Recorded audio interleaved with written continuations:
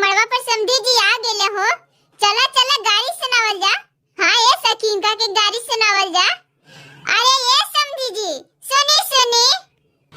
अरे गोरे गोरे गलिया जवन रसगुल्लावा खूब रुचेला ई समधी के बहिनिया खूब रुचेला ई समधी के बहिनिया खूब रुचेला। अरे गोरे गोरे गलिया जवन रसगुल्लावा खूब रुचेला ई बारातिया के बहिनिया खूब रुचेला ई बारातियन के बहिनिया खूब रुचेला ई बाराती सके बहिनिया खूब रुचेला। अरे गोरे गोरे गलिया जवन रसगुल्लावा खूब रुचेला ई अगुआवा के बहिनिया खूब रुचेला ई अगुआवा के बहिनिया खूब रुचेला। समधी जी के बहिनी चढ़ली ऊपर खजूर नीचे से बंदरा मांगे हूर।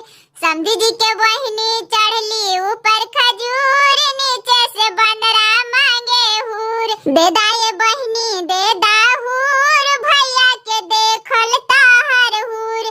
दे